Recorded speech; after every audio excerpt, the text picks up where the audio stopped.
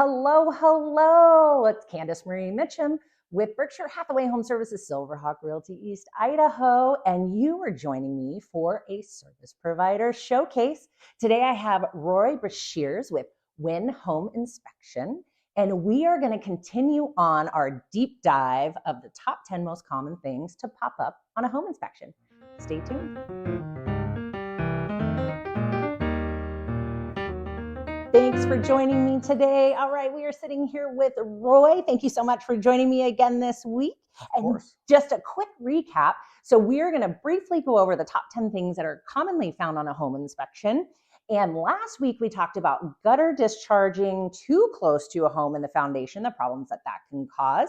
Also GFCIs. And this week we're going to do a deep dive on garage fire separation barrier, as well as your dirty HVAC filters. So Roy, tell us more. Sure.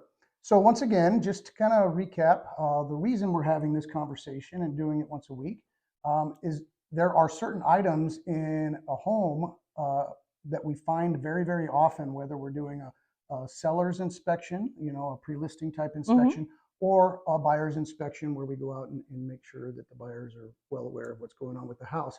And so these items, although they're not massive or major items, they show up quite often. So we thought, Candace and I, let's throw this out there so that people are kind of aware of some of these, if you want to say normal items that we find are known and possibly can be taken care of prior to the fact. Yeah. So, and let's give a little context around it so it's not a panic situation when we see them pop up. Absolutely. Yeah. I mean, everything I try to do has to do with perspective and context. There are no homes that are going to be perfect.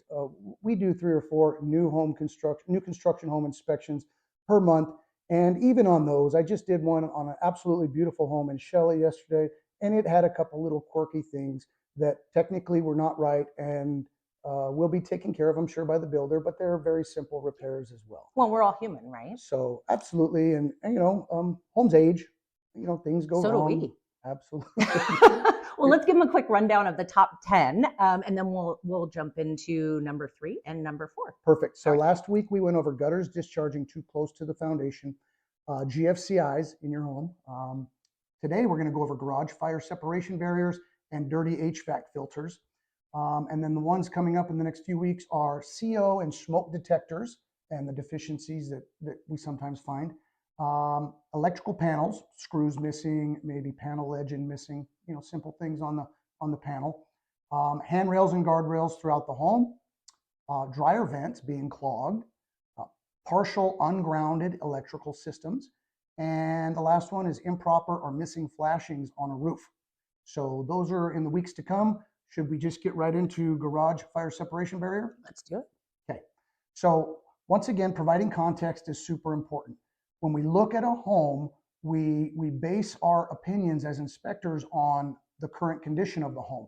If that home was built 40 or 50 or 60 years ago, you have to remember that the codes and regulations, and in some cases, building materials and methods were different back then. And so something that was not required, let's say in 1972, may be required if that home were built today. Right. And so once again, like I said last week, bridging that gap of knowledge and the physical aspects of the home between what was necessary when it was built and what it probably should look like now, that's a big part of what we do. So back in the day, what is called a garage fire separation barrier between the garage and the home was not really a thing. Yeah. Okay.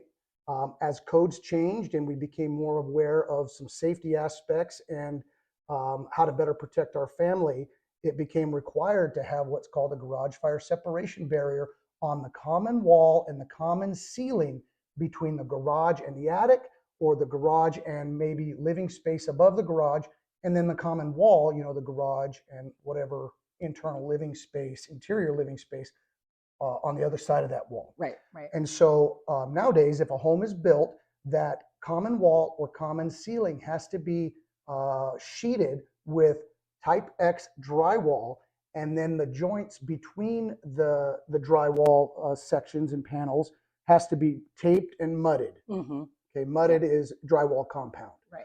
And basically what we're doing is if you have an event in your garage, something catches fire, whatever else, right? That's going to help protect the occupants in the home from that event going on in the garage. Yes. So Type-X drywall has been rated for a certain period of time to withstand direct flames.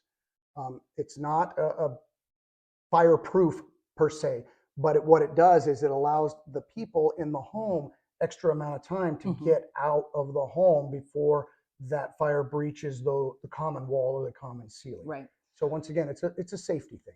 Yeah, and let's talk about a real world example of that. So for example, I always like to reflect back on my own life. So the home that we had previously to this one, it was an older home. I believe it was in the 60s, and they had done an addition. So what was the garage originally, they bumped out and that became the living room.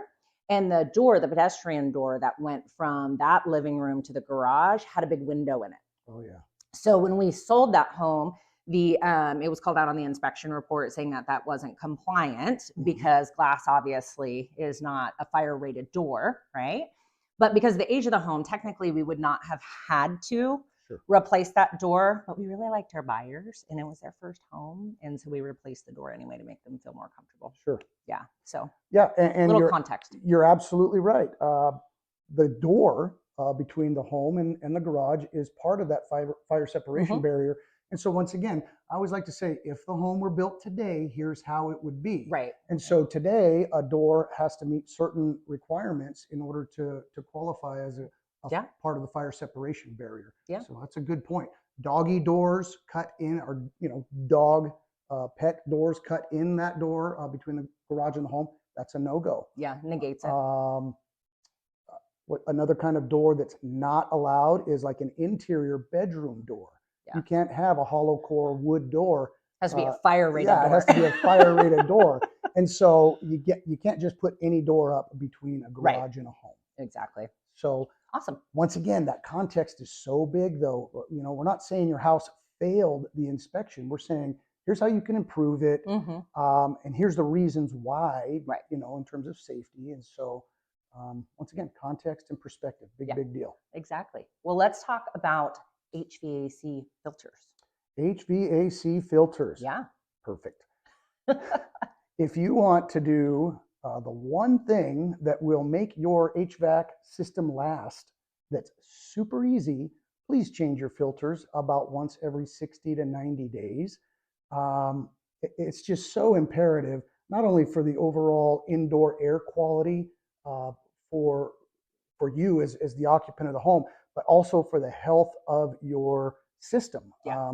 When that furnace and the blower on that furnace has to constantly work harder and harder and harder to receive fresh air into the system, you're just putting extra wear and tear on the HVAC system as a whole. And I don't know if you've checked lately, but HVAC systems are very, very expensive. And so do yourself a favor, do your checkbook a favor, and put it on the calendar. Change those filters. Well, you know what I do, Candace? It's super easy. I never thought I'd be that guy, but I actually have a subscription on Amazon to my HVAC filter. So when it shows up on the front door every 45 days, guess what? Now I don't have an excuse. Oh, I forgot it at Home Depot. Oh, I don't have time. Oh, so you're getting busy. a honey-do list from your wife and from Amazon. From Amazon. There you go. Yes. I love it. It's super easy. And I am in no way, shape, or form affiliated or getting paid by Amazon. Right. But, if we can do things like that to make our lives easier, to allow us to remember the little mundane things like change your HVAC filter. Yeah. Let's do that. Let's take care of our house. Those are easy. Protect your investment. That's what we're here to help you with. Yes. Well, thank you for that. And I really love that we're doing this series. We'll continue to dig into all of these different topics. So let's mention to our viewers where you are servicing, because for home inspections, yes, you can do them when you are looking to purchase a home, looking to sell a home, but also you may want to do it for reasons in between, which we've talked about before. Maybe you just want to take a look at what's going on with your house, the age of it, and any projects that may be coming up in future. So I know that you can definitely help our folks out there with that. But if they're looking for any of those things, where do you typically work? Well, we're based out of Blackfoot. We run all up and down the I-15 corridor. Our typical service area is Income area all the way up to about Rexburg. We certainly go elsewhere. I'm glad you mentioned that though, because we offer something called a healthy home check. And that is exactly what you were referring to. It's not a buy situation. It's not a sell situation. It's a, let me get an expert who does this 5, 6, 7, 8 times a week in to tell me what's going on with my house and how we can make some improvements, to help you not only maintain your home, but from the investment standpoint you were talking about. Another aspect that we've been a little bit getting into the last couple years is aging in place inspections. So, as your parents age, as your aunts and uncles age, as maybe you age, there are certain things we can look out for as a home inspector that is going to make your house safer or more user-friendly for you as you get older. And I think that might be a little bit of an underserved market in what we do as home inspectors. And part of that is just getting the knowledge out there to you all that, hey, we can come help with more things than just a normal buyer's home inspection. Well, that just gave me a great idea. I think we need to do an episode completely on that and take a look at a home. The aging in place? Yeah. That sounds wonderful. All right. Well, I'll make sure that I put your contact information down below. And we are probably going to take just a little tiny break from filming because it is the holidays. It's Christmas. No. So Merry Christmas to you and your family. You too. All right. We will see you guys soon. Thanks for joining us. Merry Christmas.